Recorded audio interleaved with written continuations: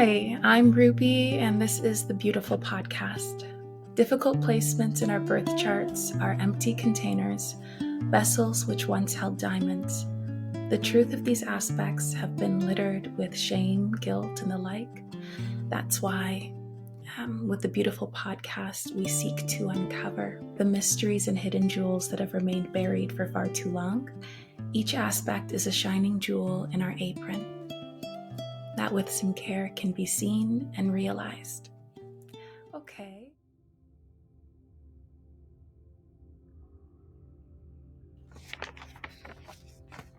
Something's always happening, but when it happens, people don't always see it or understand it or accept it. And that's what Denzel's character said in Fallen. Something's always happening. It can feel like there's no point. Yeah, it can feel like there's no point in what I'm doing. Wow. Yeah, that's something that I feel a lot, to be honest. I always have to eventually, at some point in the day, remind myself about what it is that I'm doing, why I'm doing it, to get myself back on track. But I feel this very often, and I bet a lot of people do. Like, what's the point? What's the point of what I'm doing? What's the point of what's happening? And I think that says something about the faith, that there's something lacking in the faith. But faith is the thing that anchors us in times of doubt. And that reminds me of the different faiths that I learn about in Raja Yoga.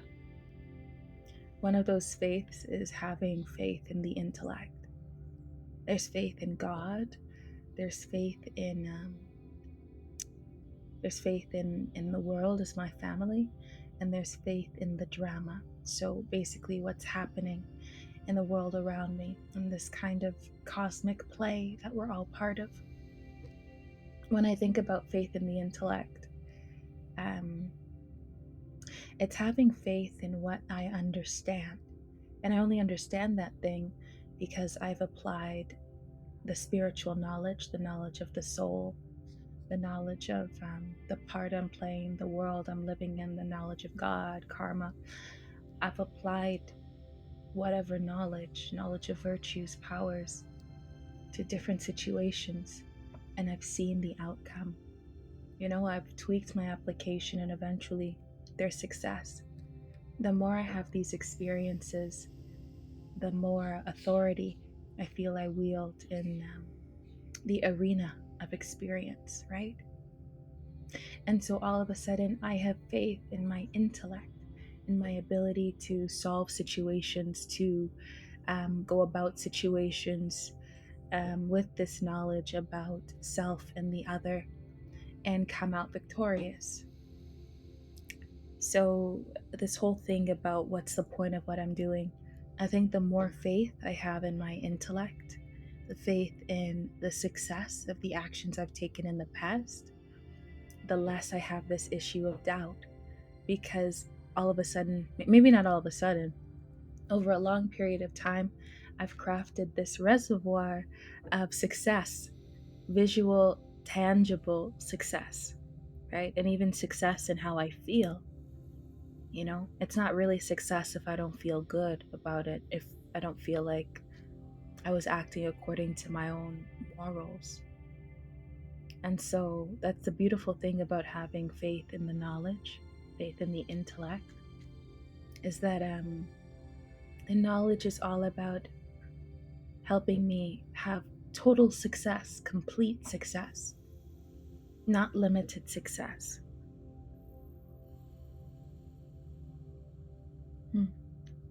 And that feeling, that fleeting feeling of what's the point? Sometimes it's not fleeting, but that feeling of what's the point, it speaks to this sort of impatience, an impatient perspective, when there's another way of seeing, which is also available, right? And going back to that quotation, something's always happening, but when it happens, people don't always see it or understand it or accept it. When I'm in that kind of hopeless kind of space, I'm not seeing the fortune that I have, like the drama, the world, It's working in my benefit for me. Every obstacle that I come up against, across whatever, I'm coming across it because it's an opportunity for success. Real success, whatever success really truly means to I, the soul. Whatever I need to experience that success. And so, with what Denzel Washington is saying, um, it makes me think about appreciation. How, when I'm appreciating, I'm able to tune into what's happening around me and the benefit of it, the point of it, more or less. There are so many things that we don't know or understand. But when I can just appreciate, it means that I'm also listening, paying attention to what's happening around me. And then I can start to see the benefits. I can see to some extent why it's happening, what the test is about. And I can start working on a way to become successful, to working on a way to tweak, change considerably my own attitude, my own habits, to be in line with the success that I seek. And then there's happiness. Happiness is the outcome. And it's not that temporary happiness, it's more the long lasting happiness. And that's such a benefit for me, as I feel that feeds my wisdom. There's less of that impatience, there's less of that desire for the temporary now. The perspective is shifting.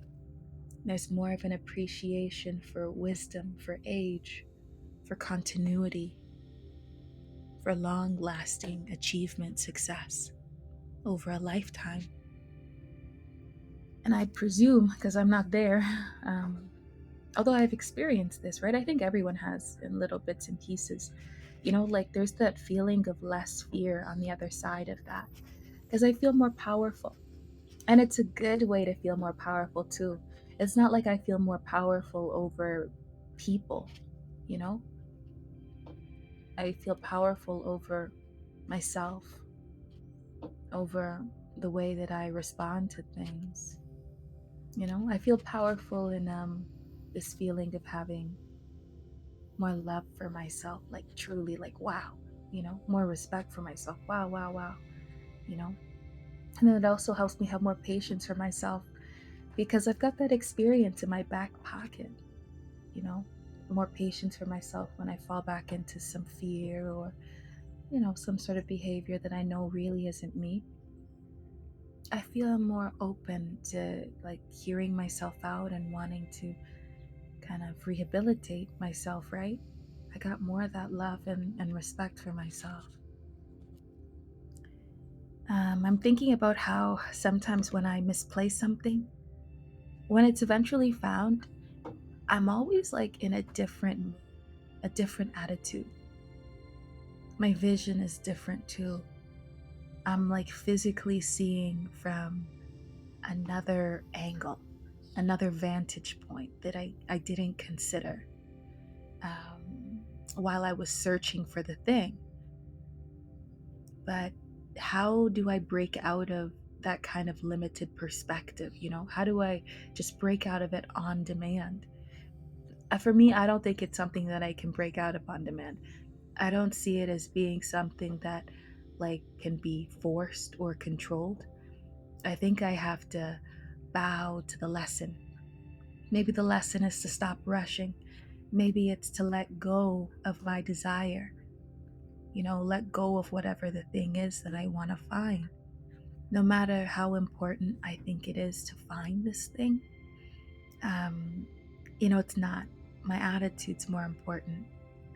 Maturity is recognizing that I'm wrong. That I got caught up in something that I isn't good for me, that I really shouldn't have been. It's okay that I did, but yeah, like no, I don't have to find this thing right now. I can look at my attitude, my behavior, my feelings, and correct them because they are more important right now. And always my attitude is more important because it's more powerful than the thing that I'm searching for. My attitude has more power. It has the power to maintain or change the trajectory of my entire life. It's powerful. And so it's better for me to bow to the karmic accounts, the karmic circumstances that come in the form of people, tasks, items. I feel it's better for me to bow until I've accumulated the power to change these circumstances. Going back to that Denzel quotation, like a cop knows, a cop sees. That's what he was saying in the movie. Um, Maybe not at that moment exactly, but when they look back and they remember, they see it. And we're like that too. You know, sometimes we can put the puzzle pieces together after the fact because it was all there. You know, it just that I feel that it depends on our attitude, how we're going to be able to see what's happening either at the moment it's happening or when we search through our memories. And even memories aren't always, correct. That's another thing. But I kind of really resonated with what he was saying there. You know, every moment is supporting me. I can decipher every moment, crack the code on it for whatever I need to learn from it. Um, and so that's why I've got to do my best in every moment.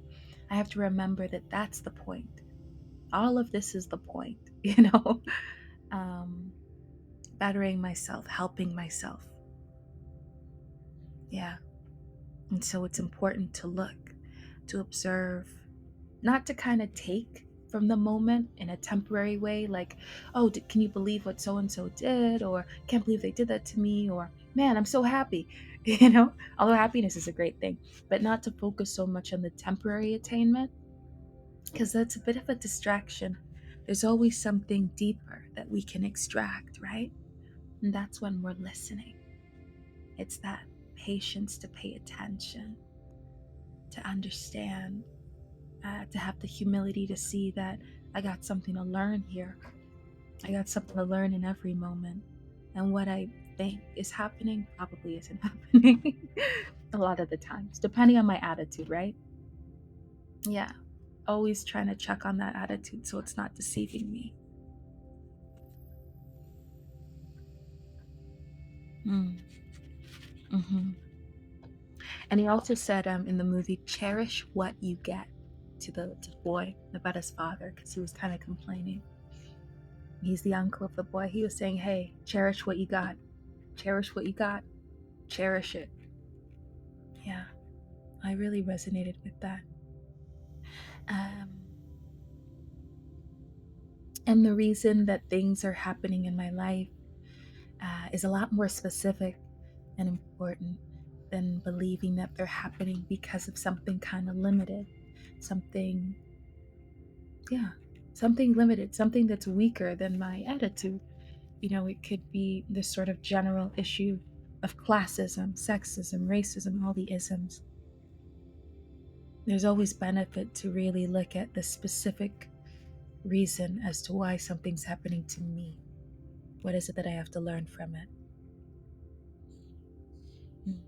Fear keeps someone from being able to think in moments, and then we fall back on that societal ism. But it's more than that. I think it's deeper than that.